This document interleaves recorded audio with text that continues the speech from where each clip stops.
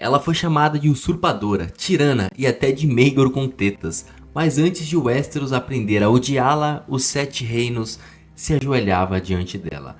Uma princesa criada para governar, uma herdeira escolhida pelo próprio rei e a mulher que mergulhou os Sete Reinos na guerra mais sangrenta da história Targaryen. Dragões queimaram cidades, famílias foram destruídas e o Trono de Ferro se tornou um altar de sangue. Essa é a história de Rhaenyra Targaryen e uma rainha negra e a dança que matou os dragões. Fala nação Dracarys, eu sou o Ryan e seja muito bem-vindo ao Cine Geek. Como vimos, a gente vai falar sobre a história completa de Rhaenyra Targaryen. Então se você já é muito fã do universo de Game of Thrones, do universo de George R.R. Martin, solta o Dracarys like para fortalecer esse vídeo pra gente crescer cada vez mais. Vamos unir os relatos de fogo e sangue com a dramatização da HBO para entender como a princesa mais amada do reino se tornou a mulher mais temida e odiada de sua era. A infância de ouro e a ascensão precoce, aparência e aura. Nascida em 97, depois da conquista, Rhaenyra era a personificação da antiga Valíria. Cabelo prateados de ouro, pele pálida e uma preferência por joias pesadas. Seu estilo era inspirado na rainha Visenya, inclusive na trança de guerreira que usava. Syrax, a deusa amarela, aos 7 anos ela se vinculou a Syrax. Nos livros, destacava-se que elas eram inseparáveis. Rhaenyra alimentava com as próprias mãos e a visitava diariamente, algo raro até para os próprios Targaryens. Copeira e herdeira. Após a morte da rainha Aemma, um parto traumático que na série é mostrado com uma cesárea forçada, Viserys quebra a tradição do Conselho de 101 e a nomeia como herdeira, vendo o juramento. Os lords, como os Starks, Arryn e os Baratheon, juraram fidelidade diante do Trono de Ferro para Viserys. A questão estava encerrada para o reino. Uma bomba relógio havia sido instalada. Assim mesmo como os próprios Hightowers, Todas as grandes casas de Westeros foram lá jurar lealdade à rainha Rhaenyra, No caso, que naquele momento ela era princesa. Então Viserys fez que todas as casas jurassem lealdade à princesa Rhaenyra para que ela assumisse o Trono de Ferro logo após a sua morte. E aí vem o primeiro encontro, 104 depois da conquista. Durante o torneio em comemoração à ascensão de Viserys, um cavaleiro de origem humilde e traços dorneses chamado Criston Cole choca o reino, ao derrubar o príncipe Daemon Targaryen na justa e no combate corpo a corpo. Com uma agilidade impressionante, ele desarma Daemon e em um gesto de pura galanteria, deposita o louro da vitória no colo da princesa Rhaenyra. O encantamento, na época com apenas 7 anos, mas isso é nos livros, ou entrando na adolescência, que é no caso da série. Como a gente sabe, a série ela não segue fielmente ao livro, há uma pequena diferença de idade de alguns personagens, isso acaba impactando na maneira do decorrer das histórias, por isso que algumas coisas no livro são diferentes do que é na série, por causa da idade de seus personagens. Fica imediatamente deslumbrada, ela chama de o seu cavaleiro branco. A habilidade e a beleza de Criston Cole capturam a imaginação da princesa, que o vê como um herói idealizado das canções. O escudo juramentado. Após a morte da rainha Aemma em 105, depois da conquista, Viserys, para agradar a filha e recompensar o talento de Cole, o nomeia como cavaleiro como membro da guarda real. O seu escudo juramentado e pessoal de Rhaenyra. Vem a sombra da princesa. A partir daí, Criston Cole torna-se a sombra de Rhaenyra. Ele a protege em todos os eventos públicos, usa os favores dela em todos os torneios e é o responsável por sua segurança diária. Nos livros, dizem que onde a princesa estava, Ser Criston não estava longe. Ele era o seu confidente e o defensor de sua honra. O que na série também é praticamente a mesma coisa. Logo na primeira temporada a gente percebe que tanto a Rhaenyra como o Criston Cole eles eram bem próximos. Logo após se instala um caos, que a gente consegue ver que o Criston Cole se distancia da Rhaenyra logo após o casamento dela com Laenor Velaryon. A dinâmica da série versus livros. Na série a relação evolui para uma amizade íntima e uma tensão sexual latente, que culmina em uma noite de paixão iniciada por Rhaenyra. Um ato que quebra os votos de castidade de Ser Criston e planta a semente do seu futuro ódio por ela. No livro, os relatos divergem. O Septão Eustalce diz que Criston tentou convencer a Rhaenyra a fugir com ele para Essos, e ela recusou por ambição ao trono. Já o bobo da corte Cogumelo afirma que foi Rhaenyra quem tentou seduzi-lo, e ele a rejeitou por ser um homem de honra rígida. Mas como a gente viu na série, a série optou pelo caminho do Septão Eustace, mostrando que quem quis fugir na realidade foi Ser Criston Cole, e o que faz muito mais sentido, Porque a versão de Cogumelo no livro diz que foi a Rhaenyra que tentou seduzir o Ser Criston e ele não quis por causa de sua honra, mas se ele realmente fosse tão honrado, ele não teria quebrado seu voto de castidade. Aí vem a dança das cores, os verdes versus negros. A madrasta Alicent Hightower no livro, a rivalidade era fria. A Alicent é 10 anos mais velha e vê a Rhaenyra como um obstáculo para seu filho Aegon II. Diferente que na série a gente já percebe totalmente o contrário, né? A Alicent é muito mais próxima da Rhaenyra, mas também porque na série as duas cresceram junto. Então a idade da Alicent no livro é muito mais velha do que a idade da Alicent na série. Na série, a amizade de infância é destruída e torna a traição muito mais pessoal. Com isso vem o torneio de 111 depois da conquista. Detalhe crucial, no 5º aniversário do casamento do rei, a rainha Alicent vestiu um vestido verde vibrante, da cor do farol da casa Hightower, para a guerra. Rhaenyra surgiu em um vestido negro e vermelho. A partir desse dia, a corte nunca mais foi uma só. Já na série a gente percebe que é uma coisa totalmente diferente. Na série a Alicent aparece com esse vestido verde no casamento da própria Rhaenyra com Ser Laenor, e não em um torneio da comemoração do casamento Alicent com o Viserys. Criston Cole, o inimigo. O Cavaleiro Branco era o campeão de Rhaenyra. A série mostra um romance proibido que termina em rancor. Os livros sugerem que Sir Criston foi rejeitado por ela, transformando o maior aliado da princesa em seu carrasco mais cruel. E aí com isso vem o escândalo dos filhos. Ser Laenor Velaryon. O casamento foi um pacto de conveniência. Ser Laenor preferia a companhia de homens, como Ser Joffrey. Rhaenyra aceitou a união apenas após a ameaça de perder a sua sucessão. Ser Harwin Quebra-Ossos, ou Ser Harwin Strong, com Laenor ausente ou desinteressado por Rhaenyra, Rhaenyra encontrou conforto em Harwin. Seus filhos, Jaehaerys, Lucerys e Joffrey, tinham cabelos castanhos e narizes achatados, traços típicos da casa Strong. Vem a defesa de Viserys.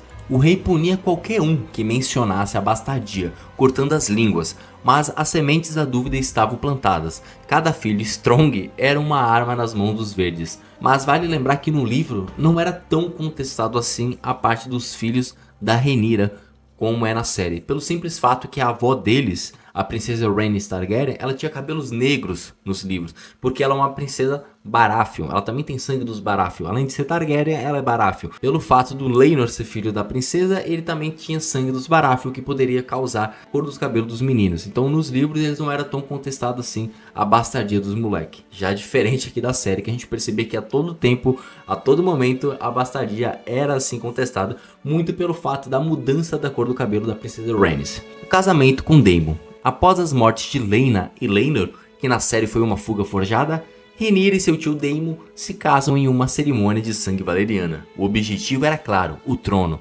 Precisava de um exército e de um consorte guerreiro. O início do fim e a guerra civil. Com a coroa roubada, Viserys morre em 129 depois da conquista. Os verdes escondem o corpo dele por dias até coroar Aegon II. Rhaenyra estava grávida em Pedra do Dragão. Entra em um parto de fúria a pequena Visenya. O bebê nasce natimorto e deformado, com cauda e escamas. Rhaenyra culpa a traição dos verdes por essa perda. O filho de Rhaenyra é Lucerys. Em Ponta Tempestade, ele é enviado como um mensageiro e acaba sendo devorado por Veiga, montada por Aemond. Esse é o ponto de não retorno. O luto de Rhaenyra se transforma em uma sede de sangue que consumirá o continente. Vê que na série a Rhaenyra sim fica muito brava, muito transtornada, ela sofre um baita luto com a morte do seu filho Lucerys, mas a gente percebe que ela não fica transformada em ódio, ela não tem aquela possessão de ódio de querer a guerra. Mas aqui nos livros não, aqui é o ponto de não retorno. Aqui, depois da morte do seu filho, nada mais volta ao normal. A partir desse momento, Rhaenyra, nos livros, ela quer realmente ir pra cima dos verdes. Aqui é guerra total. Diferente da princesa que a gente vê na série. A rainha Rhaenyra da série é totalmente diferente. Ela é mais calma, mais tranquila, aparentemente parecendo até seu próprio pai Viserys. Mas a gente sabe que na série existe também aquela tal da profecia de gelo e fogo, que foi o Aegon Conquistador que viu que o Viserys passou para Rhaenyra, coisa que nos livros não existe. Então, por causa daquela profecia, a Rhaenyra tenta manter o Reino Unido em paz o tempo inteiro, para isso cumprindo a promessa que ela fez para seu pai. Diferente dos livros, que essa promessa não existe, essa profecia não existe. E não, então por isso que a série ela começou a tomar caminhos diferentes do livro. A rainha Maegor e a queda de Porto Real. Sentindo a pressão da guerra, Sir Criston Cole decide que um ataque furtivo é a melhor maneira de encerrar o conflito rapidamente. Ele envia Sir Eric para Pedra do Dragão em uma missão suicida, infiltrar-se na fortaleza e assassinar Rhaenyra. O disfarce era perfeito, a estratégia se baseava-se no fato de Eric ter um irmão gêmeo idêntico, Sir Eric, que permaneceria leal a Rhaenyra e servia na guarda real dela.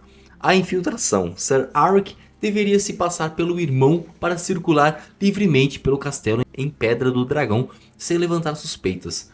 E nisso veio o confronto dos gêmeos. Ser Arik consegue entrar em Pedra do Dragão e chegar até os aposentos reais. No entanto, o destino ou o acaso faz com que ele se cruze com o caminho de seu próprio irmão Ser Eric no corredor. Levava os quartos da rainha Rhaenyra. O que segue é um duelo trágico e brutal. Diferente do resto do mundo, os irmãos se reconhecem imediatamente. O duelo, eles lutam ferozmente. No livro, a luta dura cerca de 1 hora e é escrita como um banquete de sangue e lágrimas, onde ambos trocam golpes enquanto declaravam um pelo outro.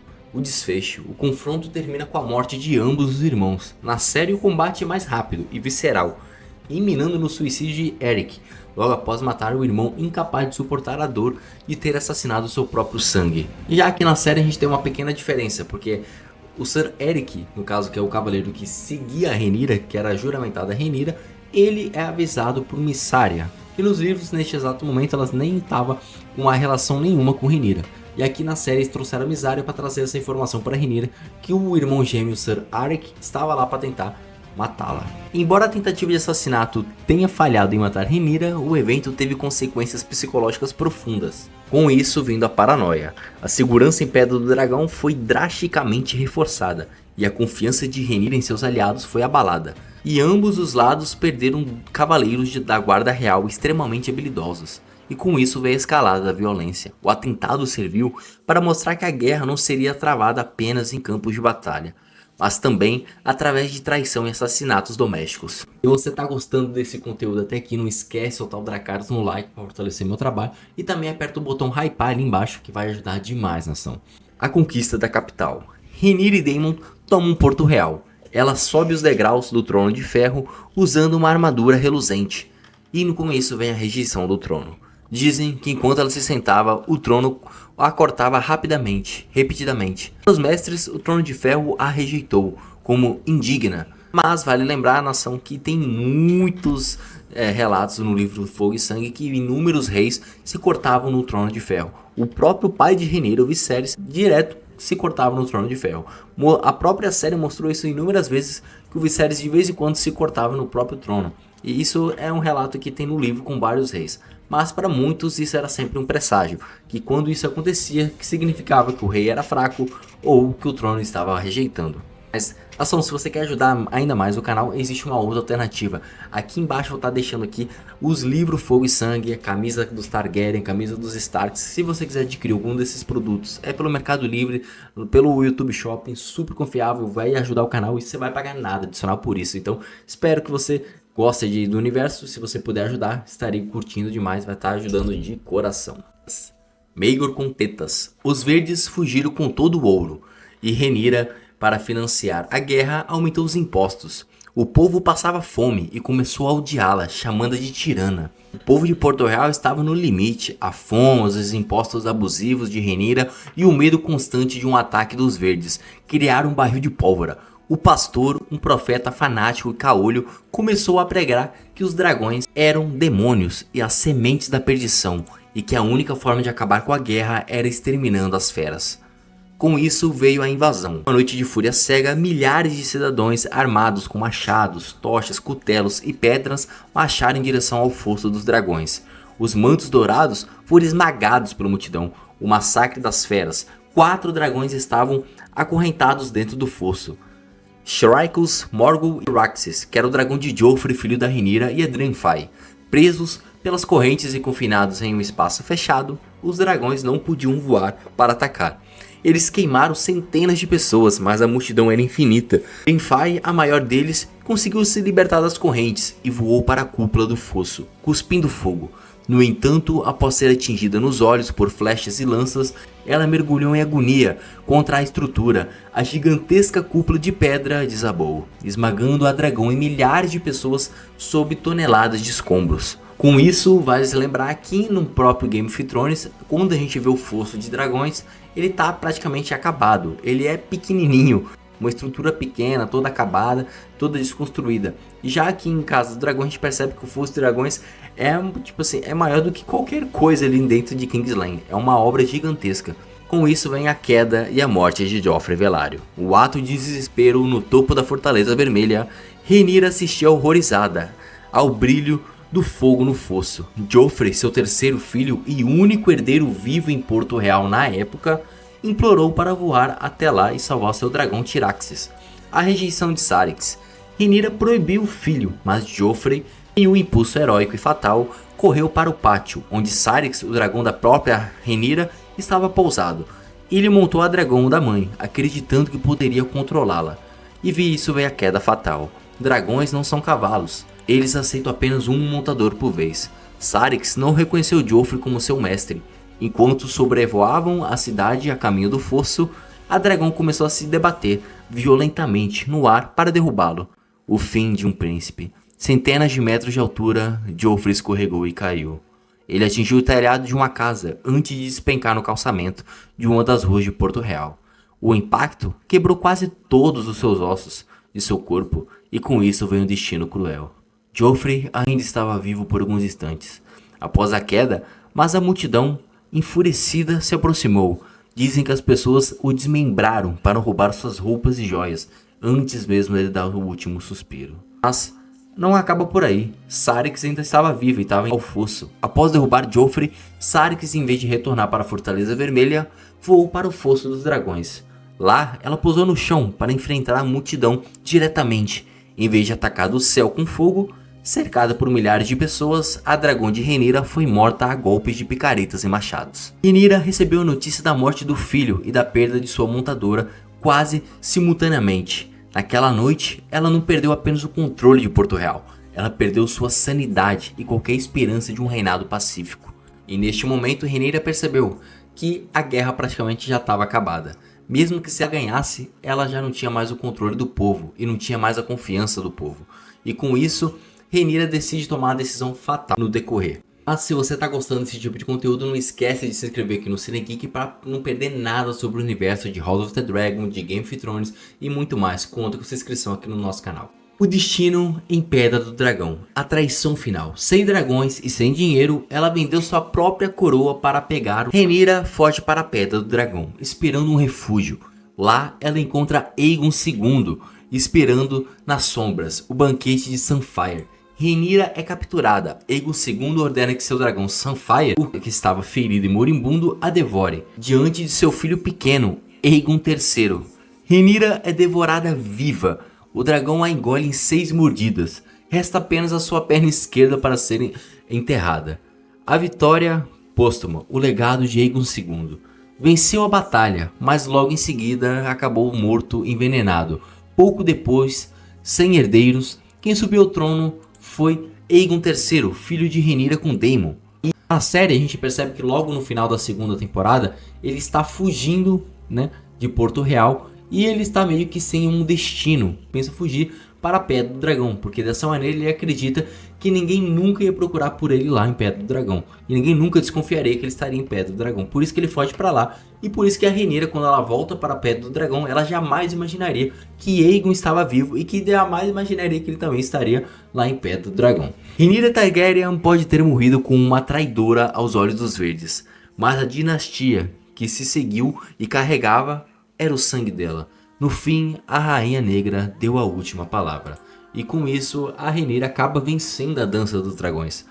O legado que continua, quem senta no Trono de Ferro é o seu filho. E não é ninguém do lado dos Hightower e dos Verdes. Mas para isso, ela perdeu praticamente tudo, incluindo a própria vida e praticamente todos os seus filhos. Essa é a história trágica de Rhaenyra da Casa Targaryen. Se você gostou desse tipo de conteúdo, não esquece de se inscrever aqui no canal e deixe nos comentários se você acha que Rhaenyra realmente merecia um final diferente. Agora no final do vídeo eu deixarei para vocês como que foi a Batalha da Guela. Te espero ver no meu próximo vídeo, então valeu!